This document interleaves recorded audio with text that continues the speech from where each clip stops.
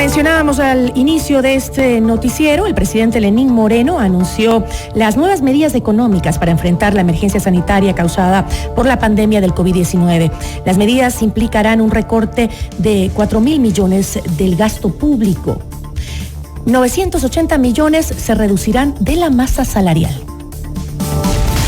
La entrevista a la carta, en diálogo directo con los protagonistas de los hechos.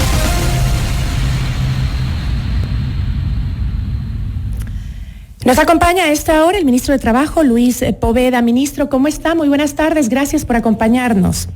Buenas tardes, gracias a usted por la entrevista. Ministro, el presidente hizo algunos anuncios. Entre esos, dijo que reducirá en 2 horas la jornada laboral y el ingreso de toda la burocracia. Pasarán a trabajar 6 horas diarias en lugar de 8. Y recibirán remuneraciones, obviamente, por esas 6 horas. Ya Ecuador tenía un desempleo altísimo, un subempleo también muy alto, y el presidente, entre las cifras que mencionó, también dijo que habíamos perdido 150.000 empleos en esta crisis. 150.000 personas en esta crisis se han quedado sin su trabajo. Y ahora anuncia que muchas personas más se quedarán sin trabajo porque se eliminarán algunas empresas del Estado. ¿Cómo van a hacer para enfrentar esto, para enfrentar ese nivel de desempleo? Bueno, ministro. Sí, gracias. Efectivamente, como usted lo indica, el señor presidente de la República hoy de mañana hizo algunos anuncios. ¿Verdad? En lo que respecta a la función ejecutiva, indicó que para evitar aglomeraciones, para la salud de los servidores públicos, se iba a elaborar en jornadas especiales de 6 horas diarias y recibirán sus remuneraciones por las horas de trabajo, priorizando siempre pues el teletrabajo. Y se hizo la excepción al personal que presta servicios de salud, que están en primera línea hoy en estos tratamientos de la enfermedad del COVID-19, a la Policía Nacional, Fuerzas Armadas. Además, el gobierno nacional siempre seguirá actuando con responsabilidad. Hay también en el anuncio que hay un programa de financiamiento de más de $1.000 millones para la reactivación productiva desde el 25 de mayo del 2020, que se puede acceder a través del crédito Reactívate Ecuador, para poder cubrir justamente las nóminas de las micro, pequeñas y medianas empresas, con créditos del Banco del Pacífico a un interés del 5%, con un plazo de años y 6 meses de gracia para así sostener los empleos. Ministro, todo eso ya incluso en el inicio de este noticiero lo comentamos, todo lo que el presidente había mencionado en cuanto a las medidas, pero no me ha respondido a mi pregunta. Mi pregunta es, ¿qué va a pasar con el inmenso desempleo que vamos a tener? Porque, como decía el presidente, ya hemos perdido 150.000 empleos durante la crisis. Ecuador ya era un país que tenía altos índices de desempleo, tenía también altos índices de subempleo, y ahora se suman 150.000 empleos perdidos. Además, a partir de las nuevas medidas, pues también habrán muchos más desempleados porque se eliminan 7 empresas del Estado y se recortan por otros lados también. Incluso hablan de embajadas que tienen que regresar muchos trabajadores, esos también se quedarán en el desempleo. Entonces, ¿qué va a hacer el Ministerio de Trabajo para ahora enfrentar estas medidas que seguramente se toman porque no hay dinero y porque hay que justamente hacer eso antes de que la situación se venga peor? Pero dígame usted, ¿cuáles son las medidas paliativas para toda esa cantidad de desempleados que va a tener Ecuador? A ver, recuerde usted que estamos atravesando momentos duros y precisamente por esta razón el señor presidente de la República ha tomado medidas para evitar el derrumbe de la economía nacional. Tenemos un déficit de 12 millones. ¿Verdad? ¿Por qué? Porque el país ha dejado el 50% de sus ingresos. Y por lo tanto, el presidente anunció un recorte de gasto público de más de 4.000 millones, de la masa salarial de 980 millones de dólares. En tal virtud también debo de indicarle que, recuerde usted que la semana pasada se aprobó la ley de apoyo humanitaria. Entonces, tenemos que priorizar los acuerdos. Y justamente esta ley de apoyo humanitario se basa en los acuerdos de unidad nacional. Y tenemos que tener presente que con unión y diálogo lograremos acuerdos por el bien de nuestro país. Entonces, con este proyecto de ley aprobado por la Asamblea Nacional y que pasará para conocimiento del señor presidente de la República para el ejecute o el veto, ¿qué es lo que se está logrando? Es viabilizar los acuerdos ante la crisis sanitaria, económica y social, a fin de que se ajuste a la realidad que vive nuestro país. Ministro, mientras le pido que se acomode un poquito el micrófono porque se le está yendo un poco el audio, acomódeselo un poquito más cerca para que le podamos escuchar bien, ya que usted ha tocado el tema de la ley humanitaria, ministro, que aprobó justamente la Asamblea y que... Entonces, lo que le estoy indicando que estos acuerdos lo que trate de viabilizar para efectos de esta crisis sanitaria, económica y social, a fin de que se ajusten a la realidad que vive nuestro país. Al Ecuador lo sacamos todos y juntos podremos reactivarnos para salir adelante. Es necesario destacar y resaltar de manera enfática que la ley humanitaria aprobada por la Asamblea Nacional, ¿qué es lo que se busca con esta ley? Es justamente lo que usted acaba de indicar, preservar las fuentes de trabajo, porque eso es una de las grandes preocupaciones del gobierno nacional, preservar las fuentes de Ministro, trabajo. déjeme hacerle algunas preguntas respecto a lo que acaba de mencionar, a esta ley humanitaria que se aprobó en la Asamblea y que, por cierto, no tiene nada que ver con lo que envió inicialmente el Ejecutivo, sobre todo en el ámbito laboral, en el ámbito suyo. El Ejecutivo no había planteado mayores cambios laborales con su propuesta de ley, pero la Asamblea... sí puso algunos cambios, bastantes, en el tema laboral, flexibilizó los acuerdos, esos que usted está hablando, para incluso mucho más beneficio, dicen algunos, para las empresas que para los trabajadores. Serán acuerdos que pueden durar incluso 4 años y que los trabajadores pueden ser incluso despedidos sin ningún problema. Eso es lo que plantea ahora la ley humanitaria. Bueno, no es tanto así, porque ¿qué es lo que buscan estos acuerdos? Cambiar las condiciones económicas del vínculo laboral. ¿Con el fin de qué? Con el fin de garantizar la estabilidad laboral y la sostenibilidad de la empresa. Tenemos que tener muy claro que todos tenemos que hacer grandes sacrificios. Sí. Todos tenemos que arrimar el hombro para sacar adelante este país de esta grave crisis, que no solamente vive el país, sino el mundo entero. Crisis sanitaria, crisis económica y crisis social. Entonces tenemos que todos de una u otra manera hacer grandes sacrificios para efectos en este caso, de los actores de la relación laboral, trabajadores y empleadores, para así mantener la estabilidad laboral y el sostenimiento de las empresas.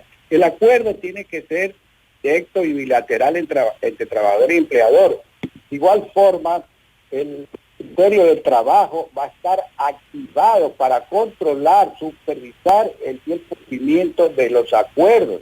Recuerde usted que nosotros como Ministerio del Trabajo y como Gobierno Nacional velamos por los derechos de los trabajadores. Pero el tema de los acuerdos también es relativo, porque el momento que te dicen, si no aceptas estas disminuciones, pues simplemente te vas a la calle, entonces obviamente yo digo, recórteme lo que sea, ay, quedarme sin trabajo, pues, o sea, acepto lo que sea. O sea, hablar de acuerdos equitativos no van a ser, y eso es real. Porque siempre tiene la sartén por el mango el empresario, el dueño de la empresa. Lo que sí es cierto es que es un momento, como usted dijo, de que todos debemos apoyar y que es preferible ganar menos a quedarme en la calle sin tener un empleo y poder mantener a mi familia. En eso creo que estamos todos de acuerdo, que hay que apoyar tanto empleados como trabajadores. Pero hay cosas que sí preocupan, como por ejemplo las contrataciones estas especiales emergentes que están dentro de esta ley humanitaria que acaba de aprobar la Asamblea. Se llaman contrataciones especiales emergentes y estas, según entiendo, te pueden contratar por jornadas diferenciadas y además el trabajador puede estar por un periodo de prueba que puede durar 4 años. O sea, antes a ti te contrataban y tenías un periodo de prueba que era de 3 meses y si no funcionabas bien, pues la empresa podía en esos 3 meses decir no, muchas gracias y no te tenía que pagar indemnizaciones ni nada. Pero ahora eso podrá durar 4 años, según la contratación especial emergente para la época de la pandemia. Bueno, yo respeto mucho su opinión, pero no la comparto en cuanto a que estos acuerdos no van, digamos, a sostener el trabajo porque tiene el empleador la sartén por el mango. No, de ninguna manera, porque nosotros vamos a estar vigilando constantemente que todos estos acuerdos se enmarquen en normas constitucionales y en normas legales establecidas en el Código de Trabajo, que están previamente indicadas las diversas modalidades de trabajo que tienen que acogerse los trabajadores, con todos los beneficios de ley. Por ejemplo, usted acaba de mencionar muy bien el contrato especial emergente. Tenemos ese contrato especial emergente, pero justamente ¿para qué? Para sostener la producción, para hacer ampliaciones o extensiones de negocio, nuevas inversiones, eso es importante, nuevas inversiones. Entonces, la jornada será parcial o completo. Todo es en función cómo se acuerde y a las necesidades del empleador, con un mínimo de 20 y un máximo de 40 horas a la semana. En un máximo de 6 días a la semana pueden hacer este trabajo. Y asimismo no debe superar las 8 horas diarias de la jornada ordinaria. Y su remuneración y beneficios de ley serán en proporción a la jornada pactada.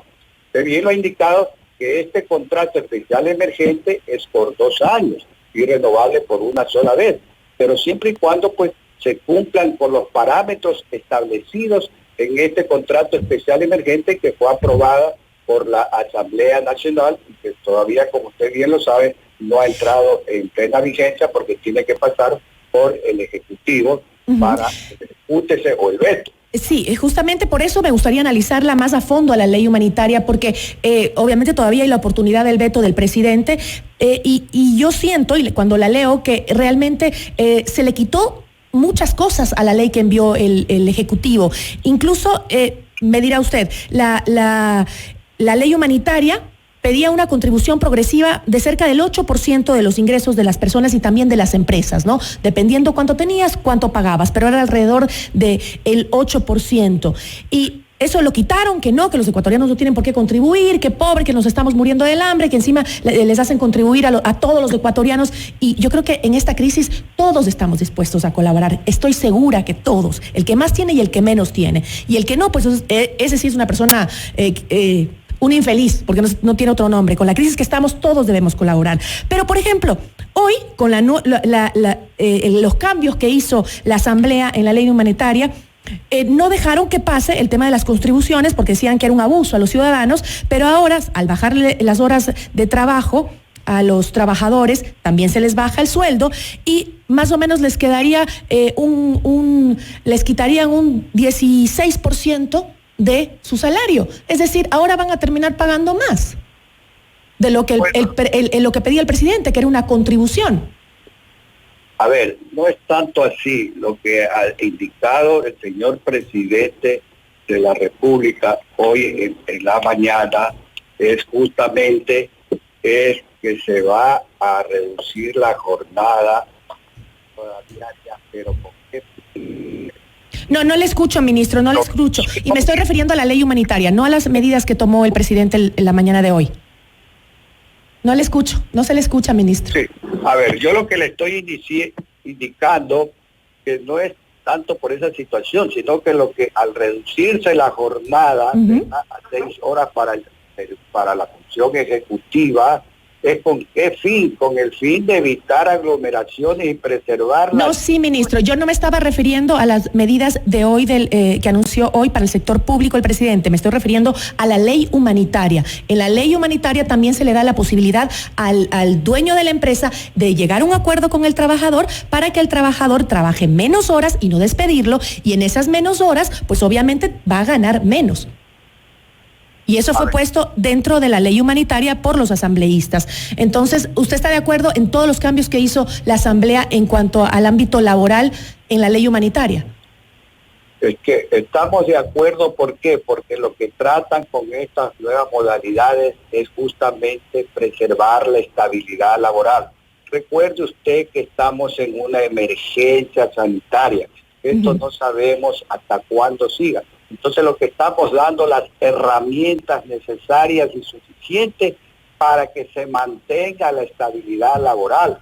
Por supuesto que habrá momentos que la industria requiera reducir su jornada de trabajo, que está plenamente establecido en nuestro Código del Trabajo en el artículo 47.1, que puede reducir y laborar hasta 30 horas a la semana. Entonces, está todo esto previsto en la ley y que se aplica justamente en casos excepcionales. No es que va a ser esta la regla general, son casos de emergencia excepcionales. ¿Y por qué se hizo estos proyectos de ley y que fueron aprobados por la Asamblea Nacional? Es justamente para preservar la estabilidad laboral, que es lo que más le preocupa al gobierno nacional. Entonces, por eso es que están justamente... Usted habla de casos excepcionales, es decir, ¿se hará un análisis de las empresas que quieran aplicar a estos beneficios y negociar con el bajar sueldo con sus trabajadores y bajar horas de trabajo? ¿Va a haber un mecanismo en el que el Ministerio de Trabajo vea si es que realmente esa empresa necesita hacer ese tipo de cosas? Claro, exactamente. Todo eso va a ser controlado por el Ministerio de Trabajo, porque están en la obligación de los empleadores que se sometan a esta reducción emergente de la jornada de trabajo, probar que justamente están en situaciones económicas que están atravesando. Claro, porque muchas empresas estarán en esa situación real de crisis, la gran mayoría diría yo, pero hay empresas como las alimenticias, como empresas que nunca cerraron y que realmente han seguido trabajando y seguramente no tendrán los mismos problemas. Y de lo que yo tengo conocimiento, no, lo que dice usted es una gran realidad. Inclusive yo tengo conocimiento que todas esas empresas de alimentos han estado hasta contratando más empleados, porque justamente ellos no han estado paralizados por el decreto 1017 que dictó el presidente de la República cuando el 16 de marzo de este año se declaró el estado de excepción por calamidad pública.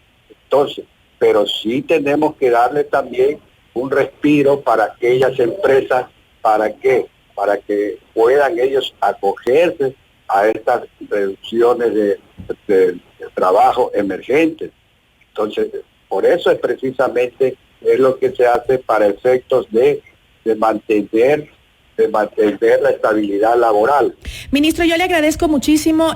Sigo creyendo que nos favorecía más la ley que envió el Ejecutivo que la que los asambleístas cambiaron y aprobaron. Pero creo para los trabajadores, sobre todo, lo sigo creyendo. Pero en todo caso, le agradezco muchísimo por habernos acompañado. Tenemos que ser positivos, tener esperanza, que todos unidos vamos a sacar adelante a nuestro país. Eso tenemos que tener muy presente, la unión entre todos. Y recuerden ustedes que nosotros somos un país que siempre salimos adelante, pero tiene que haber esos grandes acuerdos. No solamente acuerdos con los actores de la relación laboral, sino acuerdos entre empleadores, digamos, entre deudores, acreedores. Pero acuerdos que beneficien a ambas partes y que no siempre sea el más perjudicado, justamente el más débil de esa cadena. De ninguna manera nosotros como Ministerio de Trabajo no vamos a permitir bajo ningún punto de vista que se perjudique los derechos de los trabajadores.